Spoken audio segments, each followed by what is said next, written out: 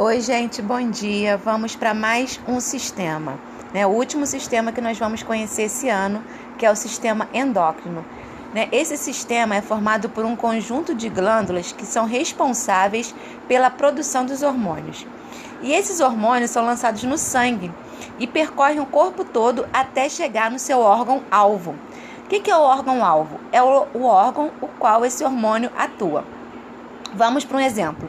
O ADH, ele sai da hipófise, que fica mais ou menos na altura da nuca, é lançado, né? Ele sai dessa glândula hipófise, é lançado no sangue, ele percorre todo o corpo até os rins e o intestino, onde ele atua, né? Então, ele chega até o seu órgão-alvo.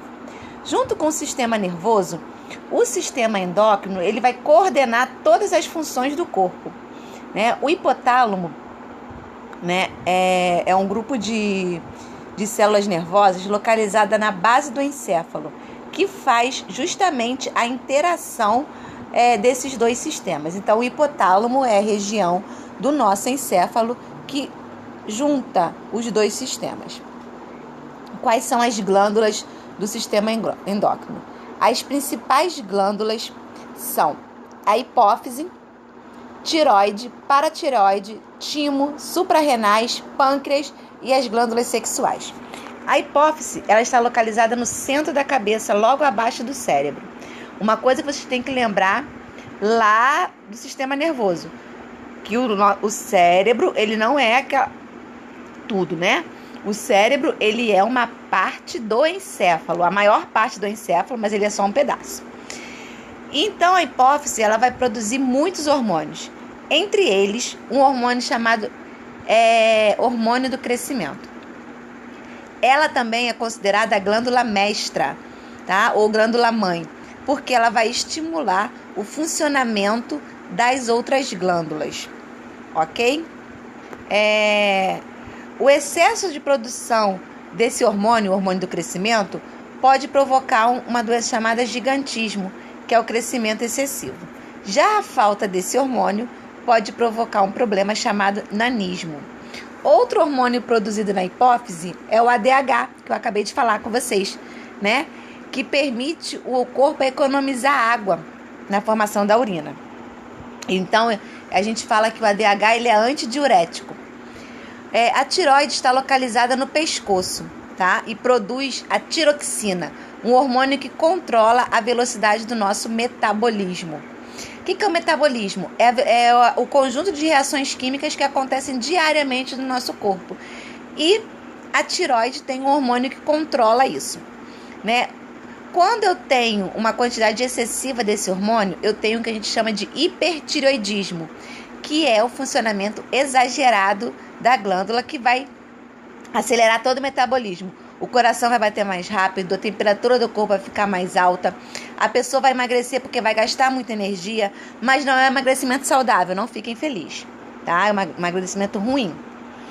E a gente tem, com isso, o favorecimento de doenças cardíacas, vasculares, porque o sangue vai circular com muito mais pressão.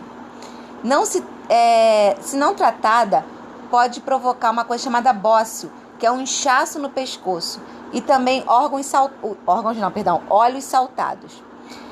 Quando eu tenho uma quantidade reduzida do hormônio, da tiroxina, eu tenho o que a gente chama de hipotireoidismo, que é justamente quando a tireoide trabalha menos.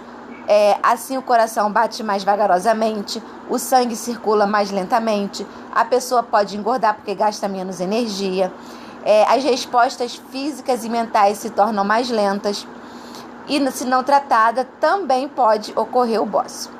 As paratireoides são 4 glândulas pequenas localizadas atrás da tireoide, por isso paratireoide, que produzem um hormônio chamado paratormônio, que regula a quantidade de cálcio e fósforo no sangue. A diminuição desse hormônio reduz a quantidade de cálcio no sangue, que faz com que os músculos se contraiam violentamente. Esse sintoma é chamado de tetania,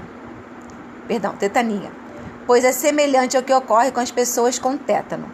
Por sua vez, o aumento desse hormônio transfere parte do cálcio para o sangue, de modo que vai enfraquecer os ossos e tornando eles quebradiços. O timo está localizado entre os pulmões e produz um hormônio que atua na defesa do organismo. As suprarrenais são glândulas que se situam acima dos rins, por isso suprarrenais, e produzem um hormônio conhecido, famosíssimo, que é a adrenalina. A função da adrenalina é preparar o corpo para a ação. Os efeitos da adrenalina no organismo são taquicardia, coração disparado, impulsiona mais sangue para as pernas e braços, para caso você tenha que correr, ou, se exaltar em situações tensas.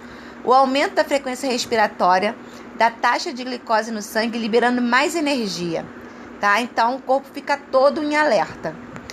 O pâncreas. O pâncreas é uma glândula mista, porque produz 2 hormônios, um é a insulina e o outro é o glucagon, e também produz o suco pancreático, que é lançado lá no intestino delgado. A insulina, ela vai controlar a quantidade de glicose que entra na célula. Então, se eu tenho pouca insulina, entra pouca glicose na célula e ela começa a se acumular no sangue, provocando a diabetes. A falta... eu acabei de falar, né? O glucagon é o oposto da insulina, né? Quando o organismo fica muitas horas sem se alimentar, a pessoa começa a ficar hipoglicêmica, então o glucagon começa a liberar mais glicose no sangue. As glândulas sexuais, gente, moleza, né? São os ovários e os testículos, que vão produzir justamente os hormônios feminino e masculino, que vão trazer as características secundárias do sexo masculino e do sexo feminino. Gente, nos vemos semana que vem, se Deus quiser, no Zoom para a revisão para a prova, tá? Se tudo correr bem. Façam esses exercícios que estão aí.